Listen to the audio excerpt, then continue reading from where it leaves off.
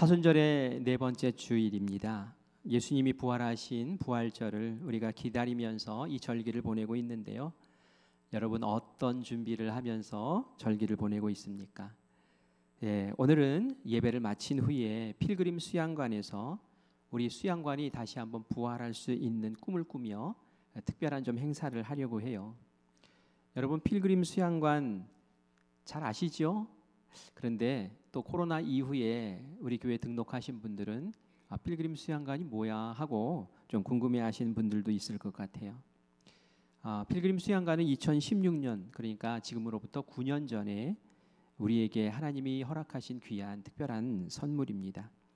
필그림 수양관을 잘 모르시는 분들이 계시니까 오늘 영상으로 한 3분 정도 먼저 보여드리고 말씀을 전하겠습니다.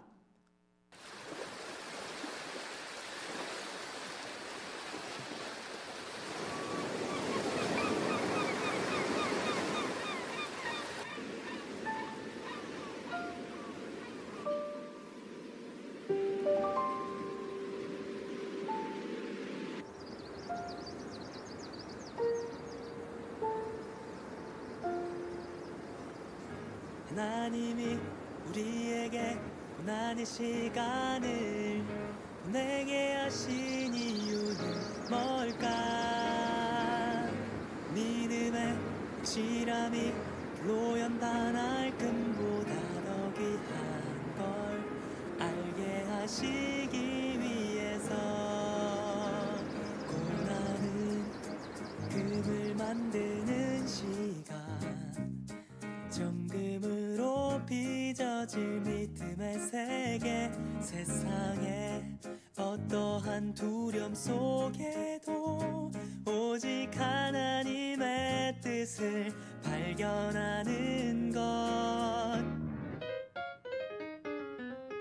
하나님이 우리에게 고난의 시간을 보내게 하신 이유는 뭘까? 믿음의 확실함이 불로 연단할 금보다 더 귀한 걸 알게 하시기 위해서 환난은 인내는 연단은 소망으로 이루어 가시고, 세상에 어떠한 유혹 속에도 절대 흔들리지 않고 주 바라보는 것. 하나님이 우리에게 고난의 시간을 내게 하신 이유는 뭘까?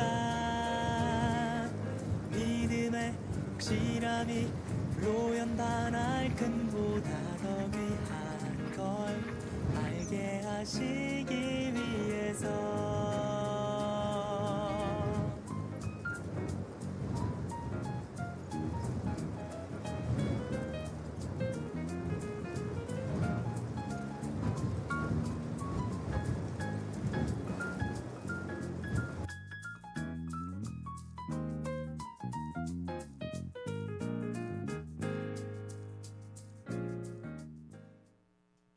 여기까지입니다.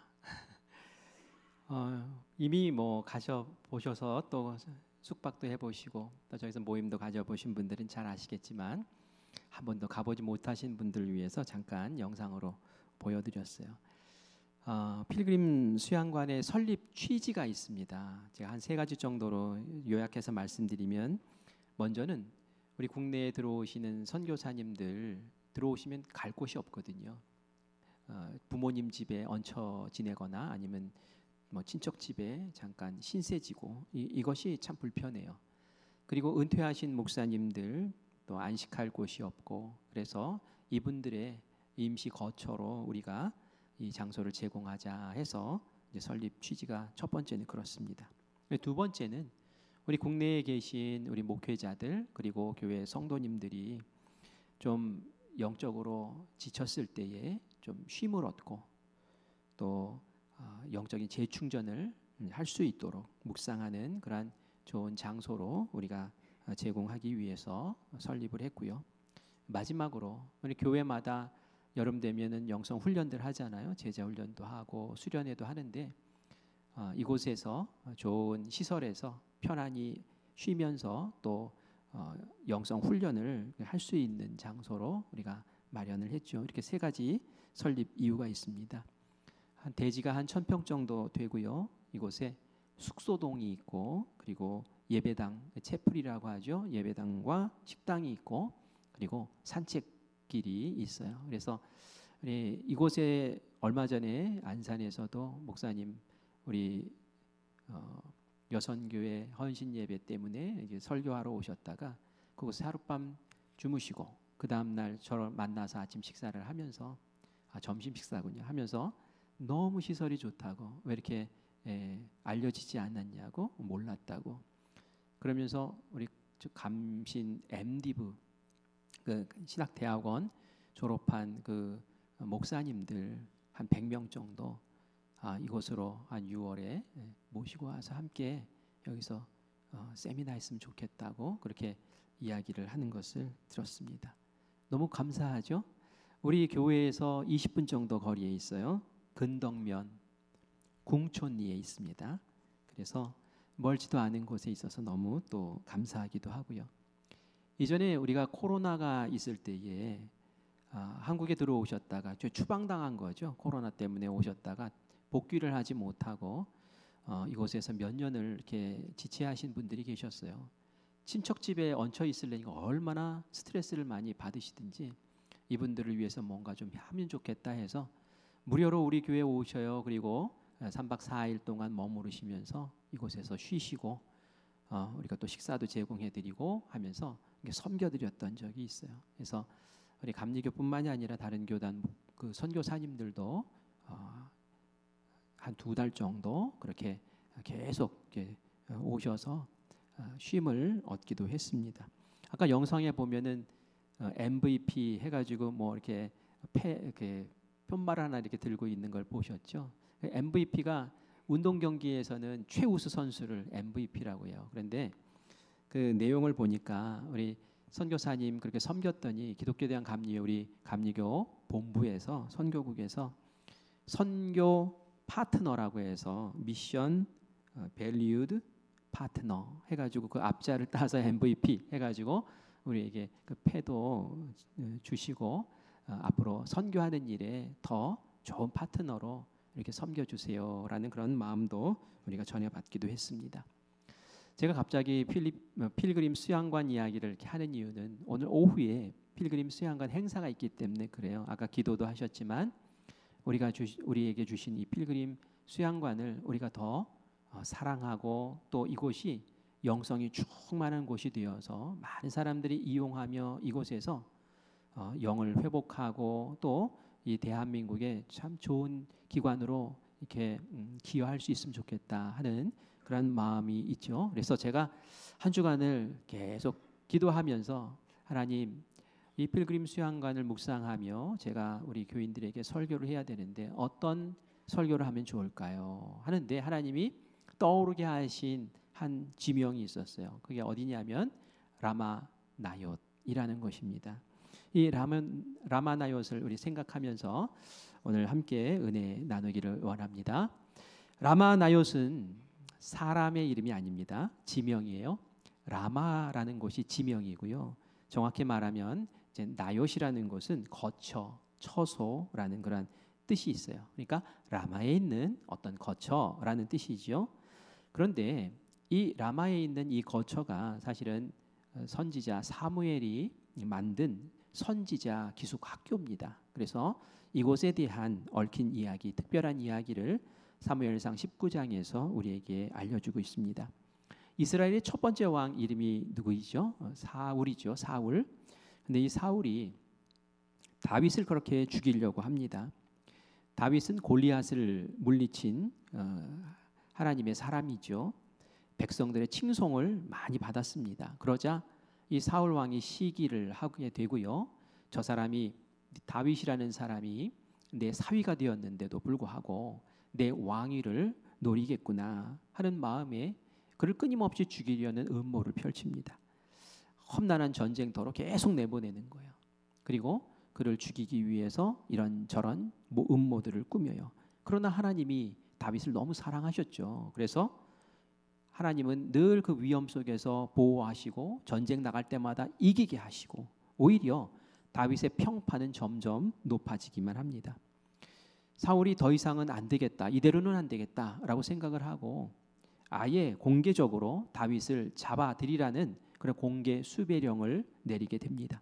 이스라엘 전역에 왕명으로 다윗을 잡아서 오라는 거예요. 그러니 다윗이 어디에 숨겠습니까? 정말 난감한 상황이 됐어요. 이때 다윗에게 문득 떠올랐던 피할 수 있는 첫 도피처가 바로 라마 나옅이었던 거예요. 왜 다윗은 라마 나옅을 생각했을까요? 그곳에는 사무엘 선지자가 있었기 때문에 그렇습니다. 라마는 사무엘 선지자의 고향이기도 하고요, 그의 주요 거처이기도 했어요. 사실 사울은 이 사무엘 선지자를 통해서 하나님의 음성을 듣고 또 하나님의 뜻을 행했던 사람이었지만 하나님의 말씀을 거역하고 이제 하나님과 등지게 됨으로 말미암아 이 사무엘 선지자도 더 이상 내가 사울과 있을 필요가 없구나라고 작정하고 이제 결별을 선언하죠. 그리고 나서는 자기 고향 라마로 갔던 거예요. 그리고 이 라마에서 이제 장래를 위해서, 이스라엘의 미래를 위해서 내가 할 일은 나와 같은 선지자를 양성하는 거야 라고 생각을 하고 기숙 학교를 차리고 그리고 선지자 후보생들을 모아서 제자 삼고 그곳에서 열심히 선지자 교육을 했던 것이죠. 사무엘은 다윗에게 기름 부어서 네가 차기 왕이 될 것이다 라고 말했던 그런 예언자죠. 다윗에게는 이 사무엘 선지자가 아버지와 같은 분이었어요. 영적인 아버지와 같은 분이었죠. 그래서 이스라엘은 어느 것도 피할 곳이 없지만 그래도 사무엘 선지자 찾아가면은 내가 보호를 받을 수 있지 않을까 해서 밤새 이 라마 나옅을 향해서 달려갔던 거죠. 땀을 뻘뻘 흘리면서 마음의 상처를 안고 사무엘 선지자를 만납니다. 그리고 그 품에 안겨서 내가 너무 억울하다고, 내가 사울 왕을 위해서 어떻게 했는데, 내가 이 나라와 이 민족을 위해서 목숨 걸고 무엇을 했는데 나에게 이럴 수가 있느냐고 너무 억울하다고 눈물을 흘리며 호소했을 때 사무엘 선지자는 그를 꼭 안아주면서 위로하고 격려하고 기도해 주며 그 마음에 평안을 찾게 만들어 줍니다. 다윗에게는 이 라마 나옅이 에덴 동산 같은 곳이었어요. 내 어려운 마음, 지친 육신을 풀어주고 품어주고 세워줄 수 있는 그러한 놀라운 곳이었죠. 그런데 이 생활도 얼마 안 가서 들통나게 됩니다. 누군가가 사울에게 다윗이 라마 나옅에 숨었다라고 첩보를 넣었던 거죠. 그러자 사울 왕은 즉시 전령을 보냅니다. 말이 좋아서 전령이지 사실은 체포할 사람들을 보내는 거예요. 이때에 어떤 일이 벌어졌는가? 오늘 우리가 읽은 본문 말씀 가운데 그 이야기가 나옵니다. 성경 말씀에 보면 하나님의 사람을 어렵게 만드는 사람에 대해서 하나님이 처리하시는 방법들이 여러 가지가 있어요. 예를 들어서 막 불을 내려가지고 막 태워 죽여버린다든지, 아니면 눈이 멀게 해서 보지 못하게 만들어서 그 일을 무산시켜 버린다든지, 아니면 하나님의 군대를 보내셔서 아예 몰살시켜 버린다든지, 다양한 방법들을 통해서 하나님이 지켜주시죠. 그런데 오늘 우리가 본 말씀에 보면 하나님이 다른 방법으로, 독특한 방법으로 다윗을 보호해 줍니다. 우리 20절 말씀을 같이 읽겠습니다. 사울이 다윗을 잡으러 전령들을 보냈더니 그들이 선지자 무리가 예언하는 것과 사무엘이 그들의 수령으로 선 것을 볼 때에 하나님의 영이 사울의 전령들에게 임함에 그들도 예언을 한지라. 아멘. 어떤 방법이었습니까? 그곳에 전령들이 도착했을 때에, 그리고 사무엘 앞에 딱 섰을 때에 하나님의 영, 성령이, 그 영이 이 전령들을 확 사로잡은 거예요. 그래서 이들이 이전에도 하지 못했던 입을 열면서 예언을 막 하는 거예요. 아니, 평범한 사람들이 예언을 하니 얼마나 이상합니까? 마치 그 선지자처럼, 그리고 선지자의 제자들처럼 막 예언을 하고 있는 거예요. 이게 뭡니까? 사람 잡으러 왔다가 하나님의 성령의 감동을 받아서 예언을 하는 예배자로 거기 바뀌어 있었던 거죠. 거기서 은혜 충만히 받고 그리고 빈손으로 사울 왕에게 돌아가요. 사울 왕이 정말 이게 도대체 무슨 일인가 했겠죠. 그래서 두 번째 전령을 보냈는데 똑같이 돌아오고 세 번째 전령을 보냈는데 똑같이 돌아오는 거예요. 이 사울 왕이 얼마나 그냥 열이 치밀어 올랐겠습니까? 이번에는 내가 직접 가겠다라고 하며 군대를 거느리고 이 라마 나요스를 쳐들어갑니다. 그런데 사울 왕에게도 어떤 일이 벌어지는지 우리 23절과 24절 말씀 같이 읽습니다. 사울이 라마 나요스로 가니라. 하나님의 영이 그에게도 임하시니 그가 라마 나요스에 이르기까지 걸어가며 예언을 하였으며 그가 또 그의 옷을 벗고 사무엘 앞에서 예언을 하며 하루 밤낮을 벗은 몸으로 누웠더라. 그러므로 속담에 이르기를 사울도 선지자 중에 있느냐 하니라. 아멘. 사울 왕이 이 라마라는 동네에 딱 초입에 이르렀을 때에 벌써 일이 시작됩니다. 하나님의 성령이 이 사울 왕을 사로잡은 거예요. 라마 나요시라는 그 기숙사까지 걸어가는 동안 계속 그 길에서 예언을 하면서 가는 거예요. 하나님이 알려주신 예언을 하면서 가는 거죠. 그리고 사울 왕 앞에 도착했을 때는 권위의 상징인 왕복을 벗어서 던지고 그리고 그 앞에서 누워서 예언을 하고 또 신비한 경험을 하며 그곳에서 밤낮을 다 보내는 것을 보게 됩니다. 이게 무엇을 말하는 걸까요? 사실 사울은 그 전에 악령에 씌운 사람이에요. 하나님 잘 믿다가 악령에 씌워서 하나님 거역하고 사람 죽이고 아주 폭정을 하고 그러면서 아주 악독한 그리고 다윗 죽이려고 하고 하는 그런 악령에 씌인 사람이에요. 이 사람이 지금 라마나오에서 딱 도착했을 때에 그 악령이 떠나고 성령이 충만히 임해서 이전과 전혀 다른 사람으로 일순간에 변화되어진 것을 볼 수 있어요. 내가 이곳에서 다윗을 잡아가야지. 만약에 다윗을 내놓지 않는다고 하면 내가 이곳을 아주 쑥대밭 피밭으로 만들어 버릴 거야 하고 각오하고 왔던 사람인데 지금은 어떻습니까? 그가 예언을 하고 오히려 빈손으로 그리고 은혜 받아서 그냥 자기도 똑같이 전령처럼 그렇게 돌아가는 모습을 봅니다. 성령이 임하시면 이런 변화가 일어나는 겁니다. 성령이 임하시면 사람이 바뀌고요. 마음이 바뀌고요. 생각이 바뀌고 몸도 바뀌고 우리의 모든 형편이 아름답게 변하는 에덴송산되는 놀라운 역사가 일어나는 줄 믿습니다. 그래서 우리가 이 라마나요스를 사모해야 되는 거예요. 정말 이런 일들이 가능한가요? 이게 성경이라서 나타나는 거지 이런 일이 우리 일상에 있을 수 있는 것인가? 라는 그런 궁금증이 생길 수 있죠. 제가 새가족 신방을 하면은 가끔 그런 얘기를 하시는 분이 계세요. 제가 오랜 동안 신앙생활을 멈췄어요. 옛날에 예수님 믿다가 이제 오랫동안 발걸음을 끊었는데 억지로 그냥 부모님께 이끌려 가지고 엄마한테 끌려서 이제 예배를 드리러 왔다는 거예요. 그런데 올 때까지는 그렇게 그냥 발걸음이 안 떨어지고 마음 불편했는데 예배당에 딱 들어서서 딱 들어서는 순간부터 마음이 뭔가 포근해지고 그리고 자리에 앉아서 딱 눈을 감는데 마음이 울컥하면서 눈물이 나고 하나님이 날 사랑하시는구나, 나를 기다리셨구나 하는 그런 마음 때문에 정말 막 주체할 수가 없어서 어쩔 줄 몰라 했었다라는 그런 이야기를 한 분이 아니라 몇 분이 이렇게 하는 얘기를 제가 들은 기억이 있습니다. 그때는 예배를 드리는 시간도 아니었어요. 그때는 기도하는 시간도 아니고 찬양하는 시간도 아니었어요. 제가 말씀을 전하는 시간도 아니었어요. 그런데 그냥 이 공간에 들어서는 그 순간 하나님께서 그를 확 사로잡아 주시고 감동시키시는 그런 하나님의 임재의 경험을 이제 하게 되는 것이죠.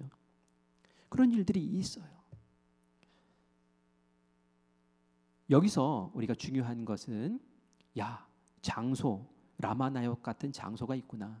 내가 그 장소를 찾아서 두리번 거리면서 찾아다녀야겠구나. 그런 생각하라고 이 말씀 드린 거 아니에요. 정말 중요한 것은 무엇이냐면은 그러한 일이 라마나요스에서 왜 일어났는가라는 거예요. 왜 교회에서 예배당에서 왜 그런 일들이 벌어지느냐라는 거예요. 장소가 특별해서 그게 아니라 그 장소를 특별하게 만든 사람들이 있었기 때문에 그렇다라는 얘기입니다. 라마나요스에 누가 있었습니까? 바로 선지자 사무엘이 있었어요. 이 사무엘은 특별한 사람이었어요. 어떤 특별한 사람이냐면은 기도하는 사람이었어요. 기도로 하나님과 소통하는 사람이었죠. 사무엘상 12장 23절 말씀을 같이 읽겠습니다. 나는 너희를 위하여 기도하기를 쉬는 죄를 여호와 앞에 결단코 범하지 아니하고 선하고 의로운 길을 너희에게 가르칠 것인즉 아멘. 아멘. 사무엘은 이스라엘 백성들을 위해서 늘 기도하는 사람이었어요. 그러면서 얘기해요. 내가 백성들을 위해서 기도하는 일을 쉬지 않겠다. 절대로 쉬지 않겠다. 내가 그런 죄를 범치 않겠다. 사무엘은 기도를 쉬는 것을 죄로 여길 정도로 기도에 대해서 몰입했던 사람이죠. 사무엘이 어떻게 해서 태어났습니까? 사무엘이 이 땅 가운데 오기 전에는 사무엘의 어머니 한나가 크게 기도하고 눈물 흘리며 기도하고 간절하게 소원 기도하며 그렇게 낳은 아이가 사무엘이에요. 사무엘은 어린 시절에 엘리 제사장에게 보내줘서 성막에서 엘리 제사장을 도우며 기도를 배웠어요. 그리고 성막에서 일하다가 어린 시절에 하나님의 음성을 듣는 사람이었어요. 사무엘아, 사무엘아, 사무엘아 이렇게 불렀을 때 잘 몰랐었죠.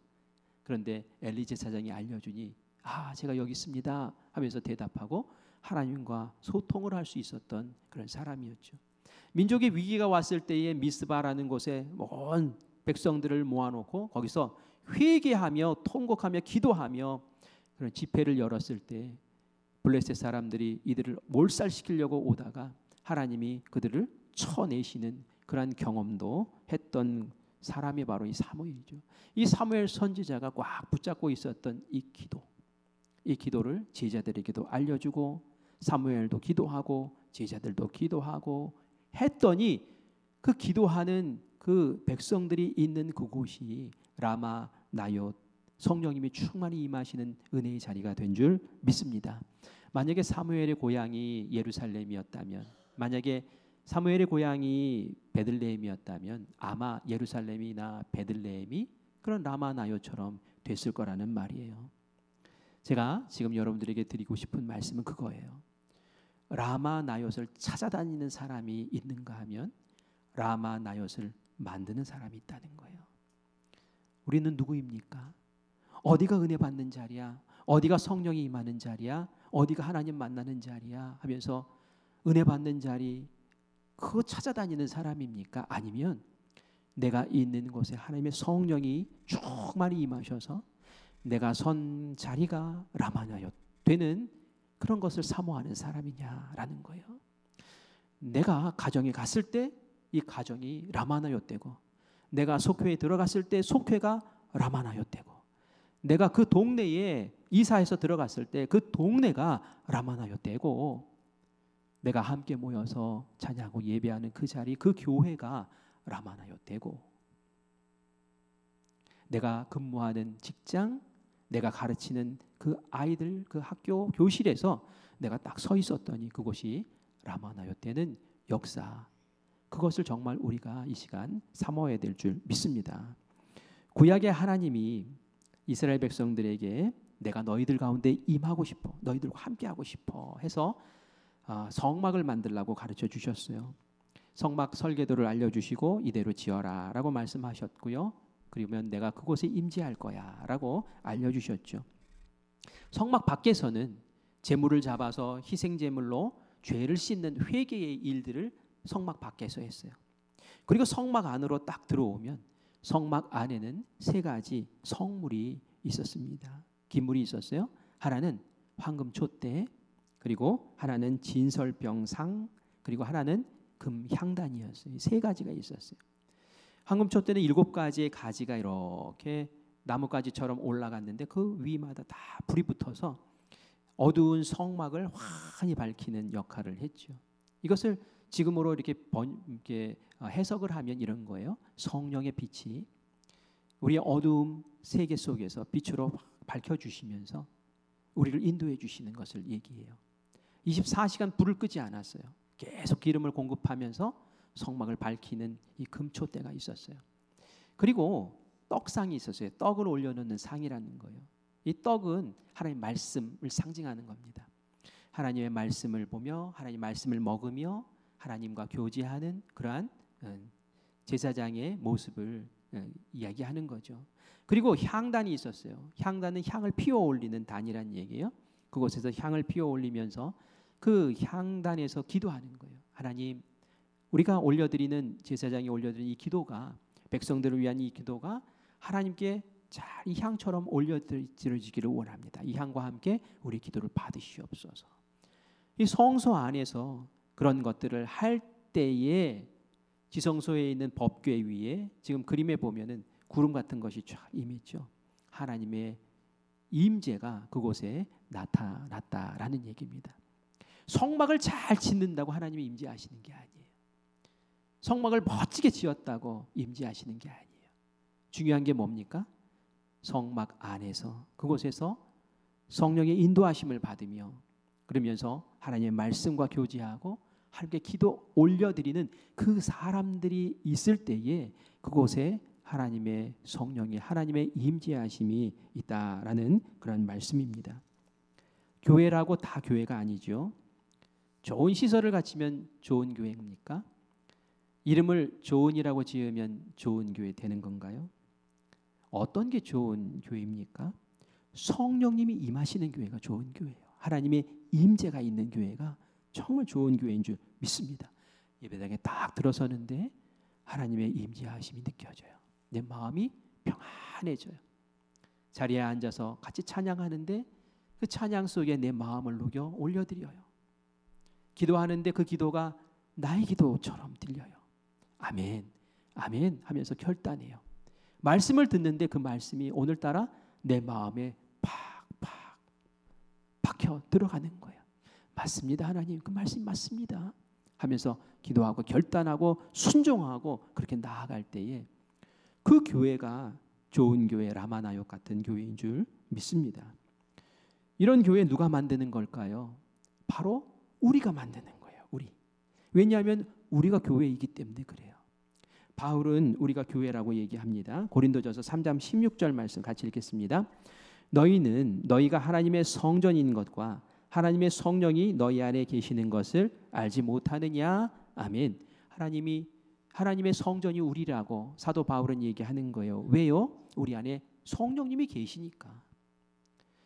성전에 하나님이 임하셨던 것처럼 우리 안에 이미 성령님이 계시니까 우리는 하나님의 교회 성전이라고 그렇게 말씀하고 있죠. 예수님도 이런 말씀하셨어요.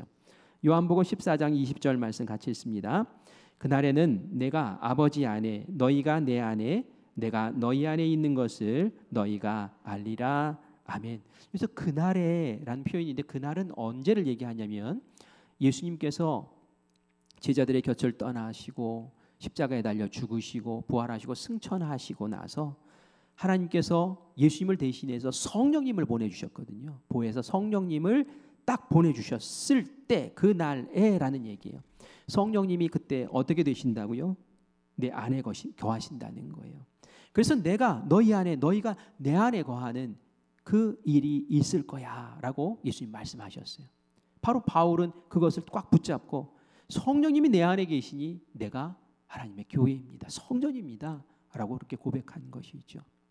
이 건물이 중요한 게 아니라 이 건물 안에 있는 우리, 이미 교회된 성령님의 전이 된 우리가 소중한 거예요.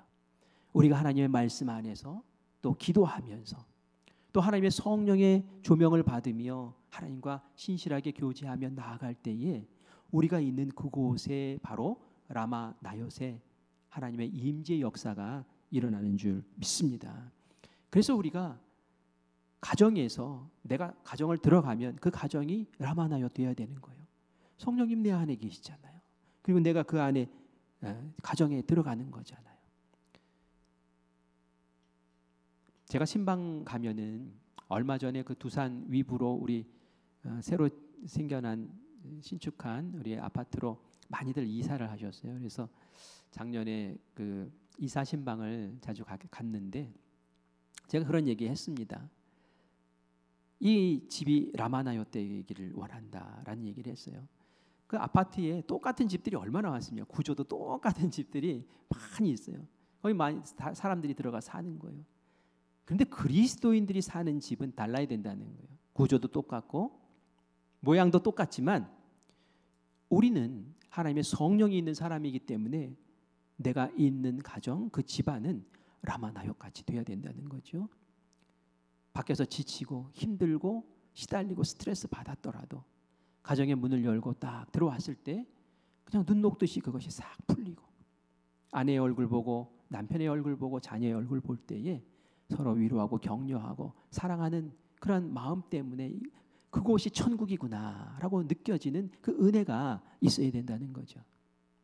얼굴 붉히고 집에 들어가는 게 너무 싫고, 또 오늘도 들어가면은 싸우겠네, 또 우리 아빠 안 들어왔으면 좋겠네, 뭐 이런 가정이 아니라 들어가서 침대에 누워서 잠깐 자도 몸에 그냥 피곤이 다 사라지고 회복되고, 대화 한번 주고받고 음식 같이 나누어 먹는 그 시간을 통해서 그것이 에덴 동산과 같이 천국과 같은 그런 아름다운 가정이 될 수 있다는 거예요. 어떻게 하면? 바로 내가 하나님의 성령의 전이 되어서 라마나얏, 그 하나님의 임재를 이끄는 그런 복의 통로가 될 때 그렇게 되는 줄 믿습니다.